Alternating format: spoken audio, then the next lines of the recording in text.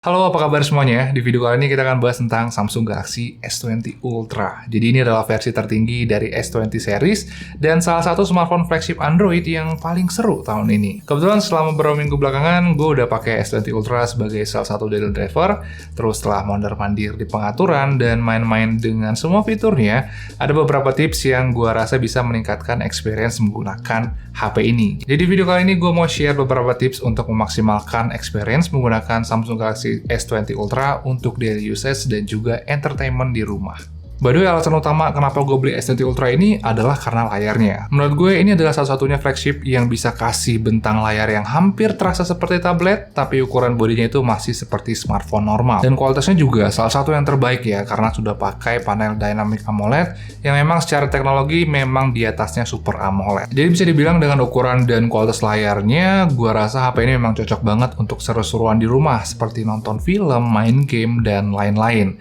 Nah, untuk layarnya ada beberapa tips yang gue rasa bisa memaksimalkan lagi experience menggunakan S20 Ultra ini. Dan yang pertama adalah tentang motion smoothness. Jadi kalau kalian cek di pengaturan motion smoothness, by default refresh rate S20 Ultra ini memang selalu diset ke standar refresh rate 60 Hz untuk menghemat baterai. Tapi menurut gue layarnya bakalan terasa lebih memuaskan lagi kalau kita mengaktifkan fitur high refresh rate-nya. Ini memang ngebuat baterainya sedikit lebih boros, tapi menurut gue itu sangat worth it karena gambar di layarnya terasa lebih fluid dan lebih cepat dari layar smartphone normal. Dan itu ngebuat flexing experience-nya makin terasa lagi. Terus kalau dipakai untuk nonton, gue juga punya beberapa tips nih untuk memaksimalkan multimedia experience dari HP ini, yaitu dengan cara mengaktifkan dua fitur di One UI yang awalnya memang belum aktif. Fitur pertama yang perlu diaktifkan menurut gue adalah Video Enhancer. Fitur ini selalu gue aktifkan karena dia bisa mengebuat gambar dari video jadi kelihatan lebih terang dan warna juga kelihatan lebih vivid. Dan itu ngebuat gambar di layarnya bakalan kelihatan lebih megah lagi. Terus fitur kedua yang selalu gue aktifkan juga adalah fitur Dolby Atmos. Fitur ini bisa menghasilkan efek surround sound virtual dan saat diaktifkan suaranya bakalan terdengar lebih tebal dan juga separasinya lebih jelas lagi. Kebetulan Netflix dan YouTube juga udah support fitur surround sound. Jadi kalau kita nonton video atau film di aplikasi itu, kemungkinan audio outputnya itu bakalan terdengar lebih real dan lebih dramatis lagi. Jadi setelah mengaktifkan dua fitur tadi, gue ngerasa multimedia experience-nya itu terasa lonjakannya. Gue ngerasa nonton film di HP ini terasa lebih seru lagi, karena gambar dan suara yang dihasilkan tuh terasa lebih hidup dari sebelumnya. Terus kalau ngomongin tentang performa, gue ngerasa spesifikasi yang di bawah sudah bisa kasih performa yang benar-benar powerful. Dia sudah pakai Exynos 990, RAM 12GB, dan ROM 128GB, yang sejauh ini selalu bisa diandalkan untuk keseharian ataupun untuk kerja berat seperti editing video ataupun gaming. Nah, kalau dipakai untuk keseharian, gue ngerasa tanpa perlu diotak-atik, performanya udah enak-enak aja ya. Tapi kalau untuk nge-game, gue punya beberapa tips untuk maksimalkan lagi gaming experience di HP ini. Nah, fitur pertama yang bisa diaktifkan adalah fitur touch sensitivity. Fitur ini selalu gue aktifkan untuk meningkatkan lagi sensitivitas level dari layarnya. Soalnya ini bisa memastikan kalau bagian layar yang kita sentuh akan langsung merespon walau sentuhannya nggak terlalu dalam. Jadi nggak akan ada mistouch walau kita pencet-pencet layarnya terlalu cepat. Terus fitur kedua yang sangat penting juga adalah Dolby Atmos for Gaming. Soalnya fitur ini ngebuat suara dari gamenya itu terdengar lebih dramatis lagi. Terus kalau kalian sering main FPS atau MOBA, kalian pasti tahu lah kalau suara itu adalah salah satu radar di dalam game tersebut. Dan saat fitur ini diaktifkan, itu ngebantu untuk ngebuat suara dari step musuh terdengar lebih menonjol dan kita juga bisa tahu tuh arah sumber dari suaranya itu jadi terdengar lebih jelas lagi. Jadi selain ngebuat suara gamenya makin seru, fitur ini ngebuat kita lebih aman dari ambush musuh saat lagi jalan-jalan sendirian. Nah, berikutnya kita akan lanjut ke kamera. Seperti yang kalian tahu, kalau kemampuan kamera S20 Ultra ini memang buat geleng-geleng kepala ya, soalnya dia bisa nge-record video sampai resolusi 8K, terus bisa take foto sampai 108 megapiksel, dan bisa melakukan zoom juga sampai 100 kali. Itu bisa dicapai karena memang HP ini punya spesifikasi kamera yang mungkin paling tinggi untuk smartphone saat ini. Selain punya hardware kelas atas, S20 Ultra juga punya banyak banget fitur yang sangat membantu seperti Super Slow Motion, Night Mode, Pro Photo, Pro Video, AR Doodle, Super Steady tadi, dan tentu aja fitur 100x space zoom yang bisa diimplementasikan di mode foto, video, dan juga night mode. Jadi untuk hardware dan software, HP ini udah canggih banget sih. Nah, terlepas dari itu, ada beberapa tips yang belakangan sering gue lakukan sebelum menggunakan kamera dari smartphone Samsung. Yang pertama adalah menghidupkan Ultra Wide Shape Correction, untuk yang gunanya untuk menghilangkan distortion dari hasil foto kamera ultra wide sehingga hasilnya itu terlihat lebih rapi. Yang kedua adalah mengaktifkan grid line untuk mempermudah melakukan framing saat take foto atau video. Yang ketiga adalah menghidupkan floating shutter button untuk mempermudah kita saat menekan shutter button dalam posisi yang agak sulit. Keempat dan yang terakhir adalah mengatur urutan fitur kamera sesuai dengan kebiasaan pemakaian gue, sehingga lebih mudah diakses saat diperlukan. Berikutnya, hal yang sering gue lakukan juga adalah pemilihan resolusi video.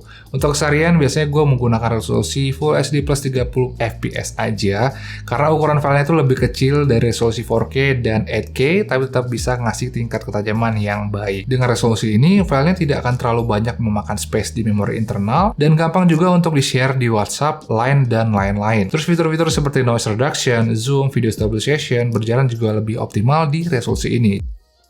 Hai guys, ini adalah hasil perekaman Full HD Plus-nya. Bisa teman-teman lihat, ini hasilnya tajam ya, dan juga warnanya bisa teman-teman lihat bagus.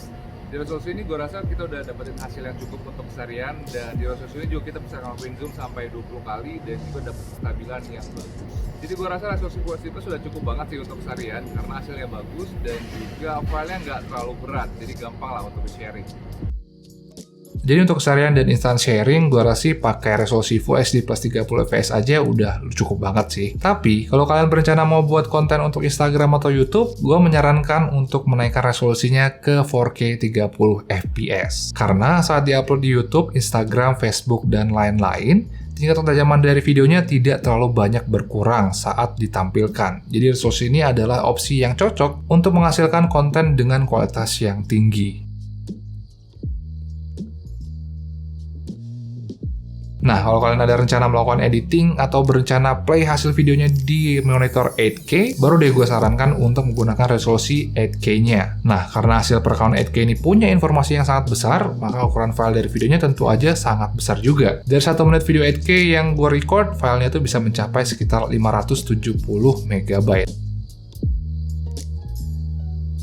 Jadi ada baiknya resolusi ini dipakai saat dibutuhkan saja, untuk efisiensi dan juga menghemat space di internal storage. Terus, tips berikutnya adalah memanfaatkan single take. Fitur ini adalah fitur baru di S20 Ultra yang mungkin bisa jadi opsi di saat kalian bingung nih mau nge-share foto atau video. Saat dipakai, fitur ini bisa merecord video dan bisa kasih opsi hasil berupa klip bumerang, foto, dan video yang dianggap merepresentasikan momen yang tadi kita rekam. Jadi dari opsi-opsi itu kita bisa tinggal pilih aja nih kira-kira mana sih hasil terbaik yang cocok untuk kita share. Fitur ini memang cukup membantu dan lumayan juga nih dipakai untuk seru-seruan.